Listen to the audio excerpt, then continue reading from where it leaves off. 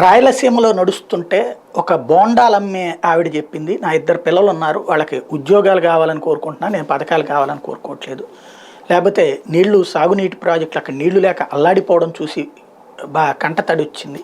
లేకపోతే ఉత్తరాంధ్ర వెనుకబాటుతనాన్ని చూస్తే కంటతడి వచ్చింది. ఇవి నిన్న లోకేష్ తను నేర్చుకున్న అనుభవ పాఠాలు. అలాగే రాష్ట్రంలో అసలు అభివృద్ధి లేదు ఇవన్నీ చెప్పుకొచ్చేటువంటిది పవన్ కళ్యాణ్. రాష్ట్రం అంతా నాశనం అయిపోయింది అని చెప్పుకొచ్చేటువంటిది చంద్రబాబు. ఇలా ముగ్గురు ఉపన్యాసాలు బాగానే ఉన్నాయి. ఇంతకీ ఈ రాష్ట్రంలో ఒక వేలాది కంపెనీలు వచ్చేస్తే వాటన్నిటి జగనేమన్నా పంపించేశాడా?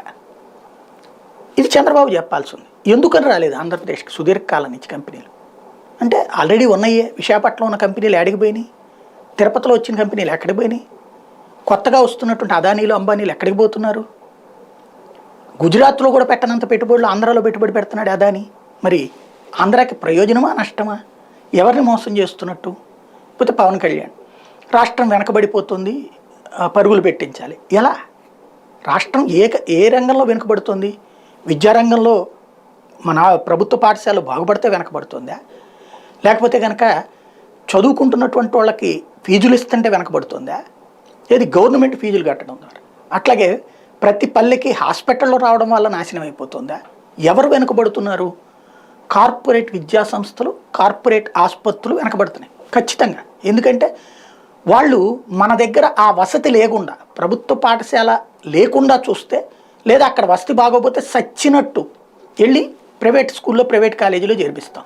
ప్రభుత్వ వైద్యశాల బాగోపోతే చచ్చినట్టు వెళ్ళి ప్రైవేట్ హాస్పిటల్లో ట్రీట్మెంట్ తీసుకుంటాం, కార్పొరేట్ హాస్పిటల్లో ట్రీట్మెంట్ తీసుకుంటాం. వాళ్ళకి ఇప్పుడు ఈ వసతుల కారణంగా అవకాశం లేకుండా పోయింది.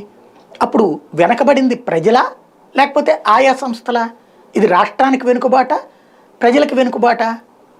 నెంబర్ 3, లోకేష్ గారు చెప్తున్నారు ఇవన్నీ వాళ్ళ బాధలు చూసాం. అసలు ఈ రాష్ట్రాన్ని అత్యధిక కాలం పరిపాలించింది ఎవరు? 82 నుంచి చూస్తే 20 సంవత్సరాల పాటు తెలుగుదేశమేగా.